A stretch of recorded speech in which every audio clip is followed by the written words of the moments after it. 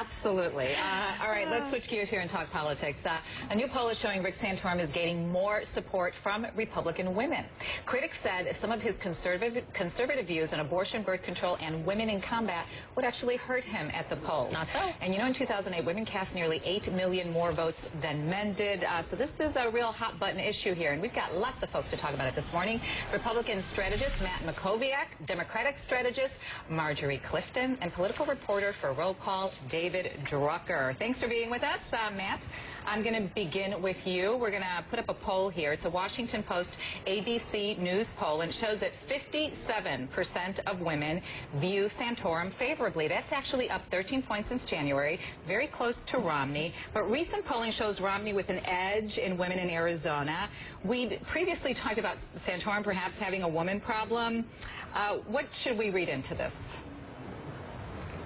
Santorum gives you something to be for, and I think that's something that people are starting to see. You know, he's not as well known as Romney is. He's been towards the lesser-known candidates throughout this race until very recently.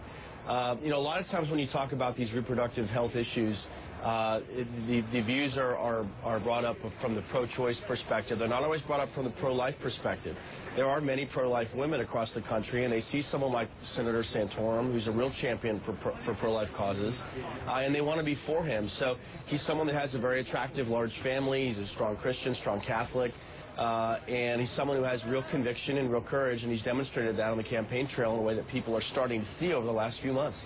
Marjorie, I want you to weigh in on this, being a woman and the only woman on this panel, but you're also a Democrat. So let's talk about some of these things. You know, he's been called closed-minded. Some of his comments have been controversial. Women in the military, women in the workforce. We just talked about birth control. Does it surprise you that his numbers in women in the support of the GOP, or women in particular, Republican women, does that surprise you?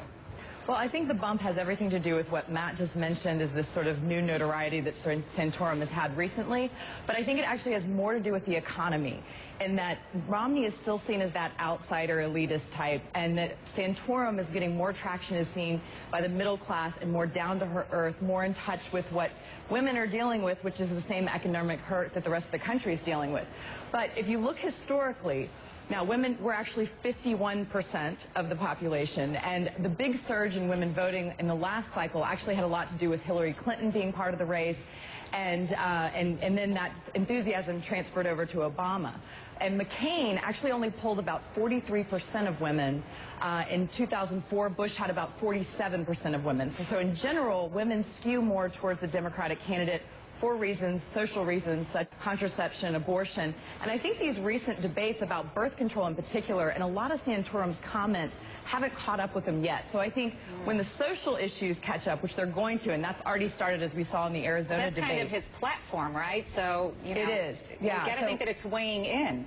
So I don't believe that this is going to hold for women. I can't believe that. I think it has more to do with the economy right now. And again, as the economy is improving, I think that will change as the social issues come to the forefront. All right, David, I'm going to switch gears here, and I'm going to look way, way, way ahead. I want to talk about Marco Rubio, the Republican senator from Florida. He is of Cuban descent, we know, but there are new details right now out about his faith journey. He was baptized into the Catholic faith as a baby, then baptized into the Mormon Church at the age of 8, then back to Catholicism 4 years later. He attends Catholic and Baptist churches. His name is often floated around as a vice presidential candidate. Good, bad, does it matter? You know, I've been thinking about this overnight, and I really don't think it matters at the end of the day.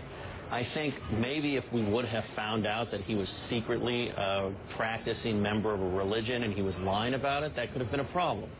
If he would have changed religions last week as an adult, maybe that would have been a problem. But a lot of people, especially when they're young in America, generally go through a sort of faith journey, and I think it's something a lot of Americans can identify with. And I'll say this, it was a great article in BuzzFeed that talked about this, but my takeaway from the article was a relative of Marco Rubio saying he's into religion and football, those are his things. Guess what? Most American voters are into religion and football, particularly in the South and the Midwest. I really don't think this is a problem. All right, Matt, Marjorie, David, thank you for joining us this morning. Thanks a lot. Although you do wonder if most people have just